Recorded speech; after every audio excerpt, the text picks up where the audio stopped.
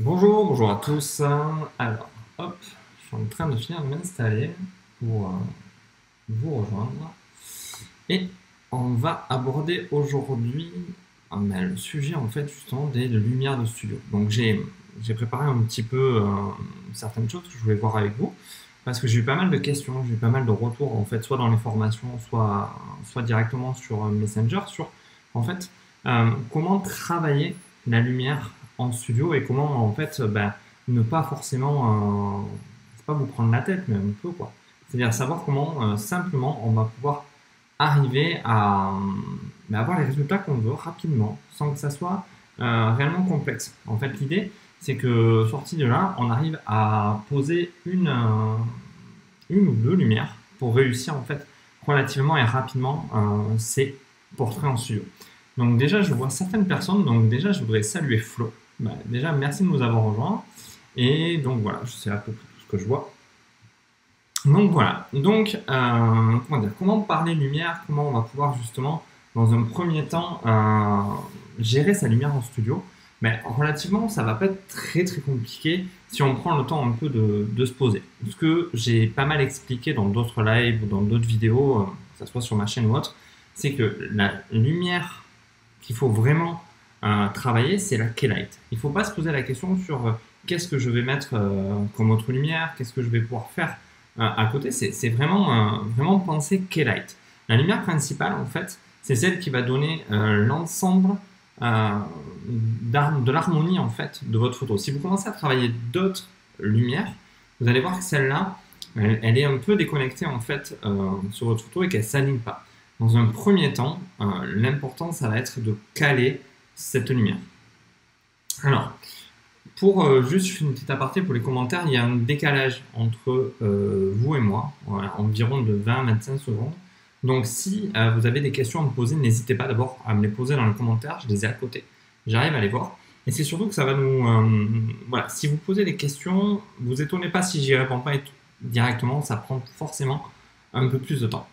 Donc, je voudrais faire le point là-dessus, en fait, sur cette lumière et lesquelles mettre dans le second temps quand on débute relativement en studio. Donc, parce que on voit souvent, et on trouve souvent en fait des setups avec beaucoup de sources, avec beaucoup de lumière, mais c'est pas forcément ce qui va matcher directement, c'est pas forcément ce qu'il faut mettre en place directement des sources, enfin des setups avec beaucoup de sources.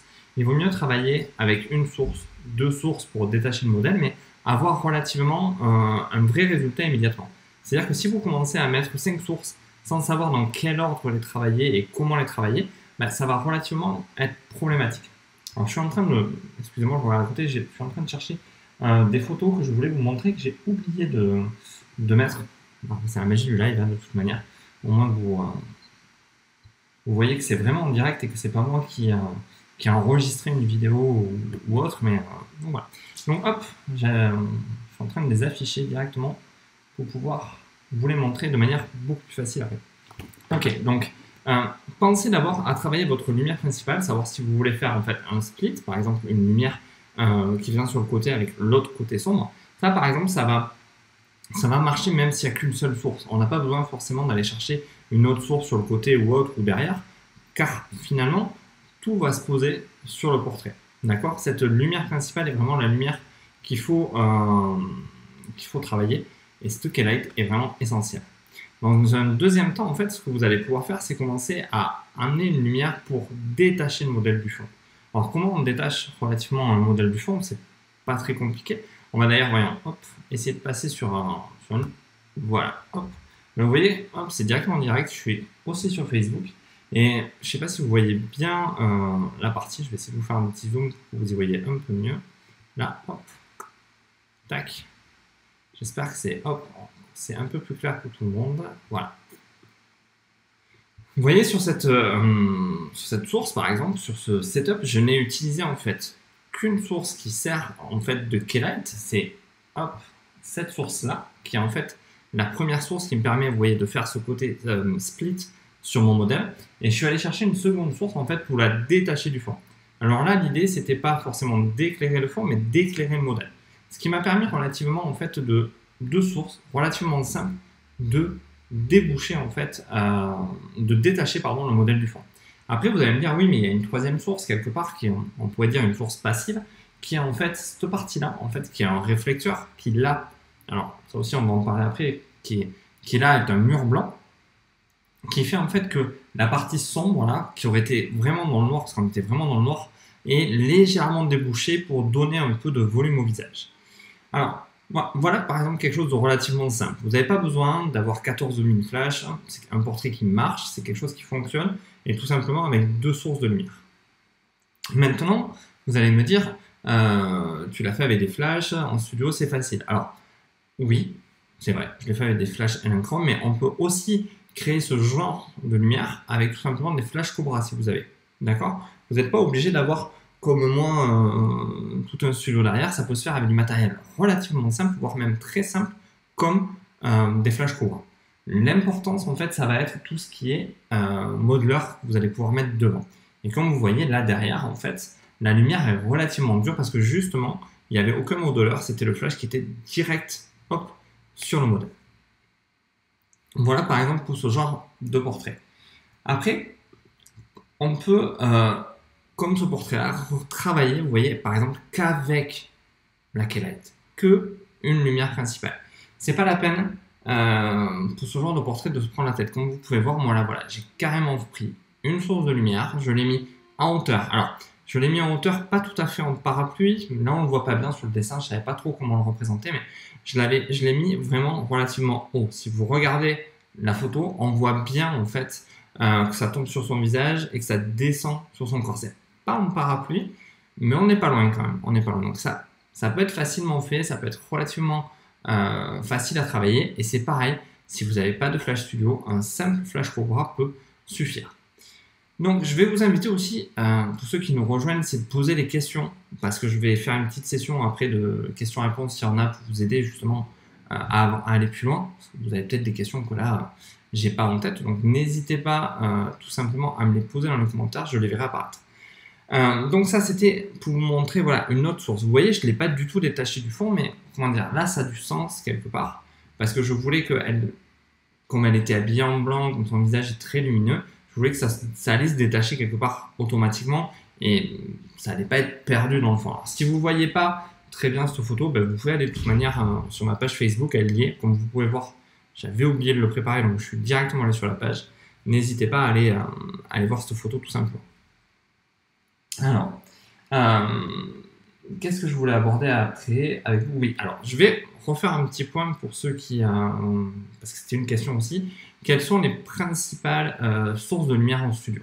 Alors, comme je vous l'ai dit au départ, on a la K-Light. La lumière principale, c'est celle que vous devez régler en premier, quoi qu'il arrive. En second, nous avons la lumière de fond, en fait, celle qui va servir à détacher le modèle directement du fond. Alors, excusez-moi, il y a des mots anglais, mais là, je les perds, j'ai pas tous les mots exactement, mais c'est la backlight. Mais voilà, ne m'en veuillez pas si je vous l'ai dit en français. Après, vous avez la troisième lumière qui est une lumière de découpage, en fait, qui va venir se poser sur un côté du modèle ou qui va venir se poser là où vous souhaitez pour détacher le modèle. On pourrait presque dire, par exemple, que sur cette photo, là, la lumière derrière, c'est une lumière de découpage parce qu'elle découpe vraiment le modèle, ça se pose, vous voyez, à la fois sur ses épaules et tout. Voilà. Par exemple, ça pourrait être considéré comme une lumière de découpage. Et après, nous avons la quatrième source principale, en fait, on va dire, qui est la lumière de remplissage. La lumière de remplissage, elle va venir, par exemple, là, sur le côté remplir le côté sombre sans en faire quelque chose de dominant, ça va rester quand même sombre, mais ça va empêcher que ça soit complètement noir. D'accord? Cette lumière, vous pouvez la faire soit avec un flash, soit avec un réflecteur, quelque chose qui va renvoyer. Pourquoi je vous dis de travailler avec un réflecteur? Parce que bien souvent, en fait, quand on n'a pas beaucoup de matériel ou qu'on bloque un petit peu, il y a des techniques toutes simples pour rajouter, on va dire, une seconde source virtuelle ou pas vraiment une seconde source. On peut travailler avec un réflecteur quelque part qu'on va ramener assez proche du modèle puisque quand on va flasher, ça va taper, ça va revenir, donc on peut le considérer comme une seconde source. On peut aussi travailler avec un miroir. D'accord? Un miroir, c'est ce qui renvoie le plus de lumière, voire presque 100% de lumière. Donc ça peut être aussi une seconde source que vous pouvez employer assez facilement. Pour le réflecteur, vous embêtez pas forcément à acheter les grands réflecteurs que vous voyez qui sont parfois un peu chers, vous pouvez aussi tout simplement travailler de manière pratique avec un carton que vous peignez en blanc. Ou sinon, tout simplement, vous pouvez aussi travailler avec tout ce qui est plaques de polystyrène. On en trouve pas mal à Leroy Merlin, c'est des grandes plaques de polystyrène qui vont vous permettre en fait, tout simplement de renvoyer la lumière, d'en absorber un petit peu et d'en renvoyer. Après, l'avantage de ces plaques de polystyrène, ce que j'avais fait, c'est que d'un côté, je les avais laissées blancs et de l'autre côté, je les avais peints en noir. Pourquoi? Parce que quand vous avez plusieurs sources des fois en studio, ça empêche qu'une source vienne déposer de la lumière un peu perdue sur votre modèle alors que vous ne voulez pas du tout que ça se passe comme ça. D'accord? Donc ça, c'est aussi des choses à laquelle on peut penser, se servir d'un élément, la plaque de polystyrène, pour justement pouvoir en faire à la fois un réflecteur et à la fois quelque chose qui empêche la lumière de revenir. Parce que, imaginons que vous voulez éclairer le fond, que vous n'avez pas beaucoup de recul, si vous ne mettez pas quelque chose qui empêche la lumière d'aller directement sur le modèle, vous allez pouvoir à un moment donné vous retrouver avec des fuites de lumière. Si vous mettez ces plaques-là, la lumière va partir et elle ne viendra pas se poser sur le modèle. Alors je vois que David vient de nous rejoindre. Bonjour David, ça fait un petit moment qu'on ne s'est pas vu. Et Evelyne aussi, donc bonjour à vous deux, ça me fait plaisir de vous voir. Et donc, voilà, à peu près ce que je pouvais dire relativement rapidement et simplement sur la lumière. Après, je voulais aborder aussi, troisième point, je regarde mes notes, en fait, comment créer, ce qu'on pourrait appeler créer quelque part, une lumière sur un portrait. En fait, une lumière de portrait, ou comment éclairer finalement un portrait. Alors, je vais juste refaire les 2-3 points de base pour ceux qui débutent, ceux qui nous rejoignent. Je vais parler en fait de plusieurs façons de placer votre source. Alors, on va parler d'abord du split, ce qu'on a vu sur la photo où en fait un côté sombre, un côté clair. On a après ce qu'on appelle le Rembrandt. Vous savez, c'est le fameux peintre qui peignait avec un petit triangle de lumière sous l'œil pour simplifier. Après, on a le loops, c'est-à-dire c'est la lumière qui part du nez comme ça en douceur, mais qui se détache de l'ombre en dessous pour pas faire un Rembrandt. Après, on va avoir ce qu'on appelle le butterfly. En fait, le butterfly, c'est par rapport au petit papillon qu'on peut avoir là, juste sous le nez. Et après, on a aussi des lumières en douche qui créent de grosses ombres sur les yeux. Ça dépend comment on place le modèle, mais voilà, ça crée pas mal de choses et ma foi, ça peut être parfois intéressant. Donc, vous avez là à peu près les lumières principales. Vous regarderez, j'en parle pas mal à gauche et à droite, j'en parle. Donc, avec ces lumières, vous avez quand même 80%, 90% des meilleures techniques pour éclairer un portrait. Ah oui, alors, tous ceux qui me connaissent, vous n'êtes pas surpris, je bois beaucoup quand je parle, n'est-ce pas Dali? Et pour les autres, voilà. Parce que de parler, des fois, c'est pas évident. Alors, je parle et je vape aussi, sachez-le. Voilà, ça fait ça aussi. Et bonjour Alexandra aussi. Hop, voilà, je mets à jour les commentaires. Donc, n'hésitez pas, David, si tu as des questions, n'hésite pas, Evelyne, Alexandra aussi, si tu as des questions, n'hésitez pas. Donc voilà, donc c'était pour vous apporter un maximum d'informations et de valeur. Voilà. Je vais essayer de revenir un maximum en live sur les pages pour pouvoir reprendre un peu tout ça, je m'en étais arrêté, et essayer de vous apporter aussi pas mal de valeur. Donc, comment créer une lumière? Donc, avec ces sources-là, vous avez 80% des techniques pour faire. Maintenant, c'est qu'est-ce qu'on va faire et comment on va travailler ces techniques. On peut les travailler aussi en colorant les ombres. Hop, je ne sais pas si vous voyez derrière, là il y a une photo, hop, très dur. Il y a une trottinette aussi. Où en fait j'ai énormément travaillé les couleurs. Enfin, celle-là c'est Arnaud qui l'a fait, c'est un ami à moi photographe. Et voilà, il a énormément travaillé les ombres en fait avec de la couleur. C'est quelque chose qu'on voit pas mal chez certains photographes comme Félix Barjou, Nico. Mais moi j'ai tellement craqué sur cette photo que d'ailleurs, hop, voilà, je l'ai mis dans mon bureau. Et tout ça, ce sont des techniques qui permettent vraiment d'approcher son propre style, d'aller chercher en fait avec une couleur quelque chose qui nous démarque. Moi, je suis pas un amoureux de la couleur à 100%. Ceux qui me connaissent savent que j'aime le noir et blanc, j'aime un peu tout ce qui est aussi coloré mais dark en fait, donc pas tout à fait le même style. Mais ça permet quelque part en fait d'amener un petit plus au portrait. Beaucoup de gens en fait se contentent de rester dans des setups classiques sans se poser la question de ok, ça c'est le setup, je le maîtrise, je le valide. Comment je fais pour aller plus loin? Qu'est-ce qui se passe maintenant si je fais ça? Tiens, je teste. Parce qu'aujourd'hui, c'est quand même la partie que j'aime, que je trouve dans notre génération de photographes la plus magique, c'est qu'on peut faire autant de tests qu'on veut sans jamais avoir le moindre souci de développement. C'est vrai qu'avant, quand vous aviez une pellicule de 36, vous mesuriez énormément la lumière, on travaillait beaucoup la lumière parce qu'on avait peur quelque part d'avoir beaucoup de photos ratées. C'est pour ça qu'il y avait des planches de contact où on regardait à la loupe les photos. Mais aujourd'hui, franchement, c'est dommage de ne pas se lancer, de ne pas faire des essais. Et d'ailleurs, David, tu as fait d'énormes progrès sur tes dernières photos. Je suis vraiment fan. De progresser comme ça pour pouvoir avoir, même pas de progresser, de tester pour avoir vraiment de vrais progrès. Parce que, ok, il est important de savoir 80% ou 70% en fait de ce qu'on peut vous apprendre dans les livres, tout ça, mais finalement, qu'est-ce qui vous différencie, vous, des autres photographes en fait?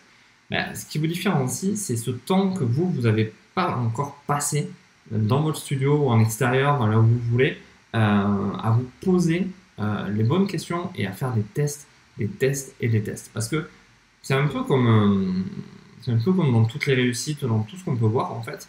La seule chose qu'on ne voit jamais, c'est le moment où la personne fait ses tests, échoue, n'arrive pas à faire son portrait, n'arrive pas à avoir le rendu qu'il veut, retravaille, retravaille, pour obtenir, après, peut-être d'une manière plus automatique, mais arrive à obtenir de vrais résultats. Et ça, malheureusement, ça prend du temps et ça passe par des essais. Je pense que David peut nous le dire, il peut le valider, justement, que c'est beaucoup de temps, beaucoup d'essais avant d'arriver à avoir de vrais résultats.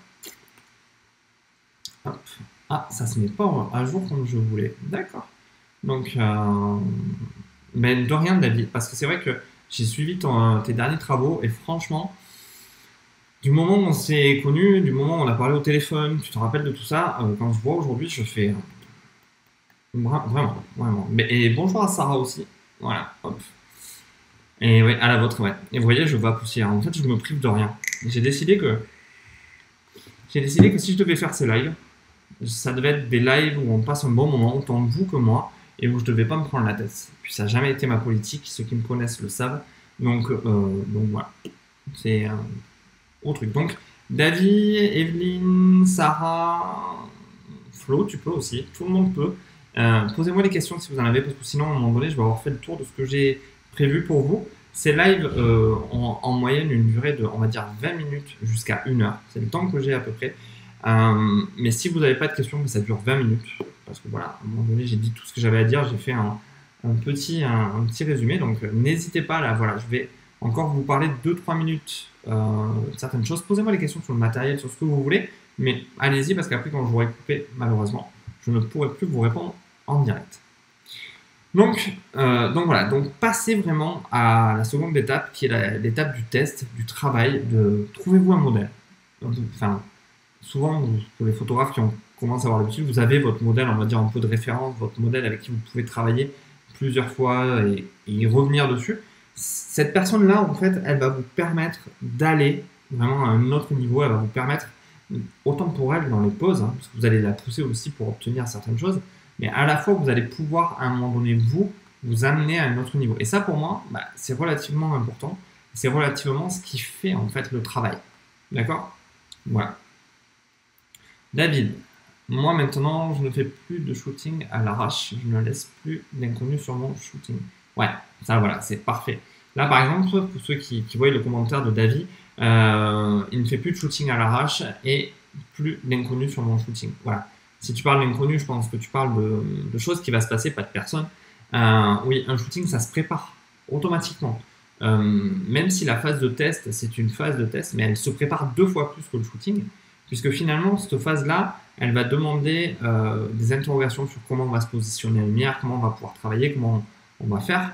Et ça amène en fait à de vrais résultats parce qu'on cadre, d'accord? Moi, j'ai tendance encore, par contre, à faire des shootings relativement ce que j'appellerais à l'arrache, parce que c'est plus des moments où j'ai envie de passer du temps avec des modèles qui sont vraiment devenus des amis. Donc, on va se dire, c'est une manière de dire, au lieu dire, mais viens, on va se boire un café, on a la même passion, elle, d'être prise en photo, moi de faire les photos, et on se dit, ben, tiens, viens, on va se boire un café, mais on va se le boire en forêt, et on va se faire 4 photos, un portrait, j'en sais rien, et des fois, on a de super bons résultats, mais c'est très restreint, il n'y a pas forcément d'énormes besoins. Bon, pour ceux qui savent, je fais énormément de nus, donc relativement, en termes de tenue ou tout ça, c'est assez simple. Et ça permet en fait d'aller beaucoup plus vite pour moi, d'aller beaucoup plus loin aussi. Voilà. Alexandra, quel conseil donneriez-vous à un débutant? Un débutant en studio, en fait, je te dirais, tu achètes un flash, Cobra ou Electron, et tu t'entraînes à faire un maximum de choses avec un flash. Parce qu'avec ce flash, tu auras une deuxième source de lumière, comme je t'ai dit à peine un peu plus tôt dans le live, où tu pourras renvoyer la lumière. Voilà, c'est quelque chose qui est vraiment essentiel. Ne te prends pas la tête à acheter des super gros kits. Achète un flash, un modeler chez Godox, peu importe le prix, peu importe quelque part le prix et la matière, enfin, ce qu'on peut dire, c'est achète un flash, un modeler et entraîne-toi. Tu verras que c'est là où tu auras 80% de tes résultats. Voilà, Alexandra, ce que je peux te dire. Merci.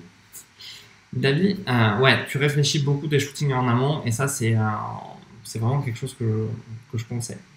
Donc, ben voilà, c'était à peu près ce que je voulais vous dire aujourd'hui sur le portrait. Ben, ça fait une petite vingtaine de minutes, c'est ce que j'avais calculé à peu près que ça durerait, ce que ça poserait quelque part. Je vous accorde encore 2-3 minutes sur si vous avez des questions, ou sinon ben, c'est pas grave, ça m'a fait plaisir d'être avec vous. Maintenant, David, moi je voudrais savoir comment je peux avoir un traitement de ma dernière photo. Comment je peux avoir le traitement de ma dernière photo sans traitement. Comment tu peux... Ben, en fait, il faudrait que je voie l'original. Tu sais, dans le groupe, David, tu peux me la partager ou on peut en parler si tu veux. Tu sais, le groupe, le groupe de la formation était là pour ça. Donc, je sais que ça a été un peu... ça n'a pas été évident ce shooting, j'imagine, parce que c'est pas... je pense qu'il y a beaucoup en fait de travail post-produit, en post quoi en fait. Et ça se voit pas vraiment en plus. Et comment l'avoir en truc, il faudrait que je voie l'original pour analyser, d'accord? Parce que je sais pas du tout d'où tu pars. Donc voilà, mais ouais, avec grand plaisir, je te fais un retour dans le groupe directement où on prend la photo, ou j'en ferai une vidéo, ou comme tu veux, mais avec grand plaisir, David. Hop, oulala. Ça se met pas à jour tout seul, j'ai intérêt à suivre. Merci, de rien Alexandra. David, avoir un effet nuit sans traitement Photoshop. Mais sans traitement Photoshop, relativement travail de nuit. Parce que c'est compliqué, ou alors aux heures bleues ou à des moments en fait un peu bien spécifiques. Parce que c'est relativement compliqué en plein jour, ou alors il faut avoir du matériel et beaucoup de matériel pour créer presque une chambre noire, tu vois, avec des draps, avec des choses comme ça. Parce que même si tu es à 100 ISO, même si tu es à f18, voire je sais pas combien sont tes optiques, mais f18, tu auras du mal à avoir un vrai noir que tu vas pouvoir aller simplement éclairer après. Voilà, essaye de travailler vraiment soit le matin très tôt, quand le soleil se lève, ou à mon avis plus quand le soleil se couche, tu vois. Tu peux pas le faire en journée. C'est pas quelque chose que tu peux faire en journée de tête. Mais je t'invite à m'envoyer la photo si tu veux. Hein, tu me dis, David, si ça te va. Hop. Et puis voilà, mais dites-moi en commentaire ce que vous pensez de ces lives. Est-ce que que je boive, ça vous pose un problème? Que je vape, ça vous pose un problème? Dites-moi un petit peu vos attentes. Qu'est-ce que vous aimeriez dans les prochains lives? Voilà. Je reste avec vous encore 2-3 secondes, 2-3 minutes pour savoir. Ouais, voilà. Hop, tu me l'envoies et si tu me permets, je te fais une vidéo dans le groupe où je te donne mes conseils et ce que je vois pour pouvoir t'aider. Ok? Comme on faisait d'habitude. Alors, pour ceux qui se posent la question de pourquoi je parle de groupe, c'est parce qu'en fait, avec David, il a rejoint ma formation tout bêtement. Enfin, je ne vais pas en parler pendant des heures. C'est pas le but non plus, mais il a rejoint ma formation en fait pour réaliser les portraits en studio. Et donc voilà, il a accès à un groupe, voilà, où il peut où il peut directement en fait me poser ses photos et voilà, je lui fais des vidéos, je fais des tas de choses comme ça aux membres du groupe. Donc, bon, pour ceux que ça intéresse, ben, je vais vous mettre le lien là. Donc, je pense que ben, bon, tout le monde m'a posé les questions. Je pense on est au bout peut-être de tout. Ben, je suis ravi d'avoir passé ces 25 minutes avec vous. Comme je vous dis, je vais essayer de revenir un peu plus vers vous en live. Je vais essayer de pouvoir reconnecter un peu plus. Je ne sais pas combien, à quel rythme encore, c'est pas tout à fait ciblé, mais ça serait bien peut-être par semaine, voilà, selon le planning. Alors, n'hésitez pas en commentaire à me parler d'heures aussi, à me dire des jours peut-être qui pourraient être plus propices pour vous. Moi, ça m'intéresse aussi de savoir tout ça pour pouvoir justement améliorer, améliorer un maximum mes temps, hein, en fait, que je sois au bon moment avec vous, que ça réponde bien avec vous et que ça soit carré. Ok? Donc, ben, merci David. Et il y a une mise à jour qui risque d'arriver, ou enfin, il y a un truc qui risque d'arriver sur de la lingerie dans un château. J'ai tourné tout ça, David, sur la formation, et pour l'instant, c'est pour ça qu'elle est à ce prix-là et que je la laisse encore à ce prix-là. Mais dès qu'il va y avoir toutes ces mises à jour, vous avez bien fait de me rejoindre avant. Je vais monter parce que en tarif, parce que franchement, là, j'ai passé 2 jours dans un château avec 3 modèles. Enfin, tu as dû voir des photos déjà traînées. C'est vraiment pas mal. Je me suis pas mal régalé. Donc, ouais, ça va booster. Ça arrive, on va dire, d'ici peu, parce qu'il y a beaucoup de montage, beaucoup de travail derrière. Donc, j'attends de voir.